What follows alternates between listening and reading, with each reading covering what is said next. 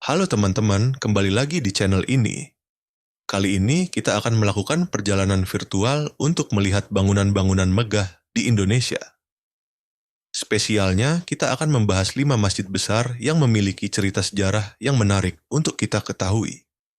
Jadi, siapkan diri kalian untuk mengagumi arsitektur yang indah dan mendengarkan kisah-kisah menarik di baliknya.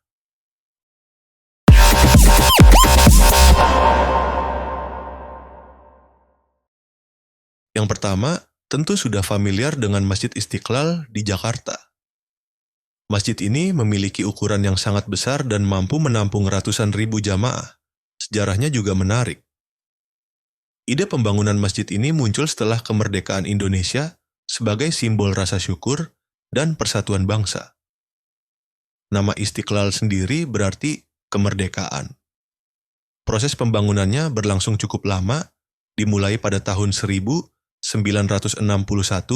dan selesai pada tahun 1978.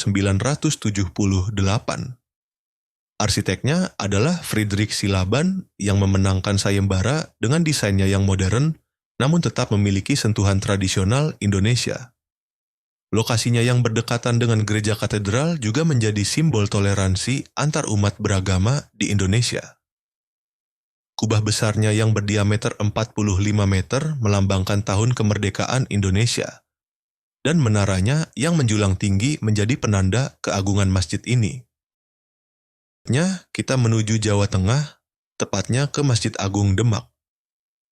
Masjid ini merupakan salah satu masjid tertua di Indonesia, diperkirakan dibangun pada abad ke-15 oleh Kesultanan Demak, kerajaan Islam pertama di Jawa. Para wali songo, tokoh-tokoh penting dalam penyebaran Islam di Jawa, juga memiliki peran besar dalam pembangunannya. Arsitekturnya sangat khas dengan atap tumpang tiga yang merupakan adaptasi dari gaya bangunan Jawa pra-Islam. 4 saka guru, pilar utama, di ruang utama konon didirikan oleh 4 wali songo, dan salah satunya, yang terbuat dari serpihan kayu, saka tatal, dipercaya dibuat oleh Sunan Kalijaga. Masjid ini bukan hanya berfungsi sebagai tempat ibadah, tetapi juga menjadi pusat perkembangan Islam dan kekuasaan pada masanya. Kita beralih ke ujung barat Indonesia. Di Aceh, terdapat Masjid Raya Baitur Rahman. Masjid ini sangat megah dengan kubah-kubahnya yang banyak dan menara-menara yang tinggi. Namun, di balik kemegahannya, terdapat sejarah yang cukup kelam. Masjid ini awalnya dibangun pada masa Kesultanan Aceh di abad ke-17, namun kemudian dibakar habis oleh Belanda dalam agresi tahun 1873.